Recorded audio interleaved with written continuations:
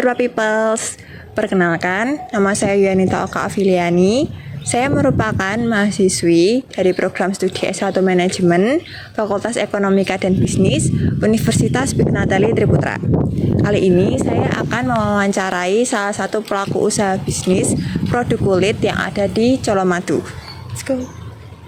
Selamat pagi, Ibu. Selamat pagi, Mbak. Bisa perkenalkan diri terlebih dahulu, Ibu? Saya Ayu. Saya owner dari reseller Lisio Shop. Bisa ceritakan Ibu Ayu bagaimana awal Ibu Ayu mulai bisnis ini seperti apa? Awal mulanya saya menjalankan bisnis ini adalah iseng-iseng berhadiah ketika itu.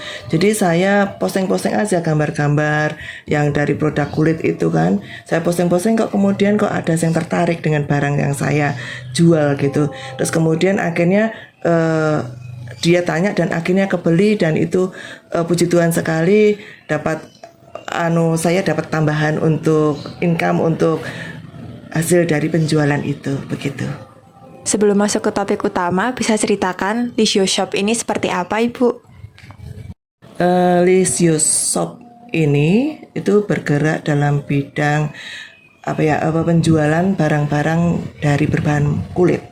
Bahan kulitnya itu kulit sapi begitu. Jadi ada sepatu, ada tas, ada sendal, ada sabuk seperti itu. Jadi dari kulit. Untuk target nih, Bu, siapa target utama dari bisnis ini? Kalau berbicara tentang target karena barang-barang yang saya jual ini kan berbahan kulit, jadi harga agak tinggi, jadi saya itu targetnya di kalangan menengah dan menengah ke atas, begitu. Menurut Ibu Ayu, memahami keinginan dan juga kebutuhan dari konsumen itu penting atau tidak sih, Bu? Menurut saya sangat penting ya, soalnya kenapa? Karena kalau konsumen puas, saya pun bisa puas untuk melayani dia. Jadi pembeli puas dengan barang saya pun juga ikut senang begitu. Menurut Ibu Ayu, apakah Lisio Shop ini sudah berhasil dalam memenuhi keinginan dan juga kebutuhan dari pelanggan Ibu?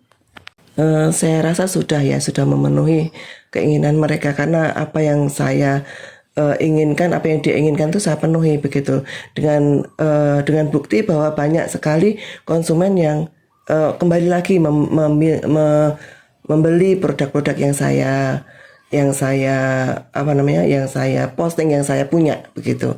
Jadi mereka selalu puas, dia merasa puas, ini bagus, yang kemarin yang saya beli bagus loh gitu, dan mereka kembali lagi untuk beli lagi begitu. Nah, kan konsumen dari Ibu ini beragam ya, Bu ya.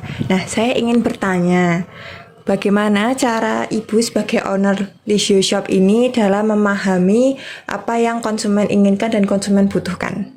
Jadi ketika konsumen itu bertanya dan membutuhkan sesuatu akan barang yang saya jual, biasanya mereka itu tanya tentang harga, tentang modelnya seperti apa. Jadi ketika mereka tanya barangnya itu saya kirim ke konsumen itu, misalnya tas atau sepatu atau sendal gitu, dia masih menginginkan spesifikasi. Nah, spesifikasi untuk tasnya atau sendalnya begitu saya kirim ke mereka untuk gambarnya, spesifikasinya tentunya dengan mengirimkan video.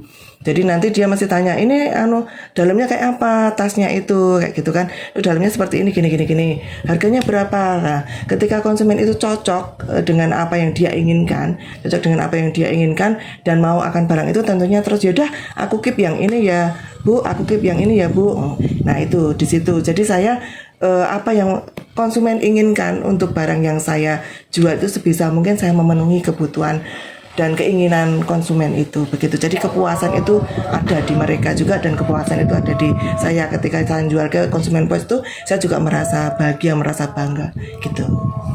Apa sih, Bu, yang jadi faktor utama dalam konsumen ini melakukan pembelian di Lisio Shop ini? Apakah dari kualitas atau dari harga atau dari model? Faktor utamanya tentunya di harga, kebanyakan di harga. Karena barang yang produknya dari kulit itu rata-rata harganya tinggi. Jadi tidak seperti barang yang dari kulit sintetis itu kan harganya murah. Saya dari kulit itu harganya tentunya rada tinggi gitu kan. Untuk kualitas tentunya bagus karena berbahan bakunya kulit gitu kan. Kalau untuk model tentunya modelnya juga cukup bagus-bagus karena up to date terus.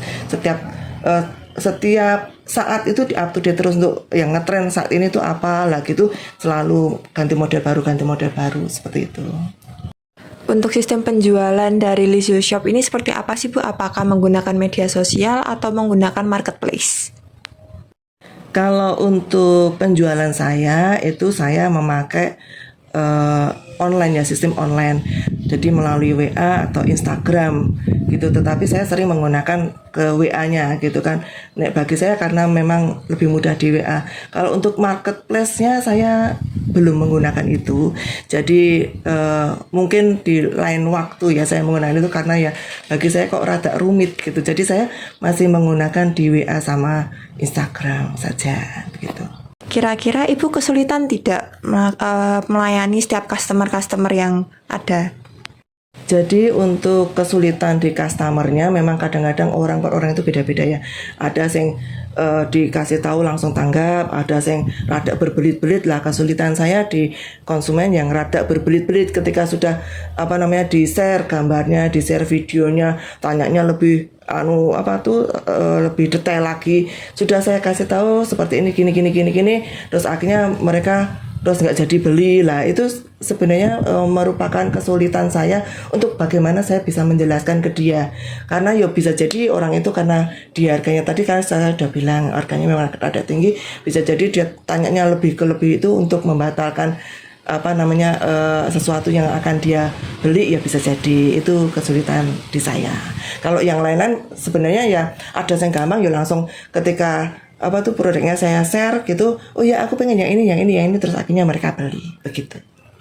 Sejauh ini konsumen dari Lizio Shop ini sudah sampai mana saja sih Bu? Hanya ada di Colomadu atau sudah sampai ke luar wilayah? Kalau untuk konsumen di saya itu karena saya menggunakan reseller, saya merupakan reseller, jadi ada konsumen saya yang kalau yang di arah di dekat Colomadu gini saya biasanya COD-nan begitu kan. Tetapi kalau yang jauh misalnya dari Jogja, ada pernah saya kirim di Jogja, di Klaten, di Delanggu, di Sukoharjo gitu, saya kirim langsung ke mereka. Jadi produk yang saya jual itu saya langsung kirimkan ke alamat mereka. Jadi penjualan saya tidak cukup di Colomadu saja, tetapi di Colomadu dan sekitarnya begitu. Kalau saya boleh saran ya Ibu, kan penjualan Ibu kan tidak hanya di Colomadu dan sekitarnya. Mungkin Ibu setelah ini bisa belajar untuk menggunakan marketplace seperti Shopee atau Tokopedia yang mudah-mudah saja. Itu biar penjualan Ibu juga bisa semakin meluas. Jadi tidak hanya di Coloraya, tapi juga sampai ke luar pulau atau mungkin bisa ke mancanegara. Itu kan juga bisa masuk untuk pendapatan Ibu semakin bertambah. Nah, jangan lupa nanti kalau di dalam marketplace itu diberikan review dari pelanggan-pelanggan yang sudah Ibu dapatkan sebelumnya, itu dimasukkan ke situ agar nanti calon pelanggan yang lain dapat percaya dan bisa membeli produk dari Ibu. Oke Mbak, terima kasih untuk sarannya. Ya nanti kalau memang itu memang benar ya, memang lebih menjangkau ke arah yang lebih banyak, lebih luas begitu, saya akan coba ke marketplace dan nanti juga saya tentunya menambah income buat saya. Nanti akan saya coba. Terima kasih. Terima kasih Ibu Ayu atas waktunya. Semoga bisnis Ibu Ayu yaitu Lizio Shop ini semakin sukses dan terus berkembang dan dapat menjadi inspirasi bagi calon pengusaha-pengusaha yang lainnya. Ya, amin. Terima kasih Mbak untuk doanya bagi Lizio Shop. Jadi dari perbincangan ini dapat disimpulkan bahwa memahami keinginan dan juga kebutuhan dari konsumen merupakan faktor utama dalam menjalankan bisnis seperti yang dilakukan oleh Ibu Ayu dalam usaha reseller Lizio Shop ini. Lalu selain itu, pemasaran digital dan juga pelayanan yang baik serta variasi produk yang beragam juga menjadi daya tarik utama bagi konsumen untuk bisa mengembangkan bisnis reseller dari Ibu Ayu ini menjadi lebih baik.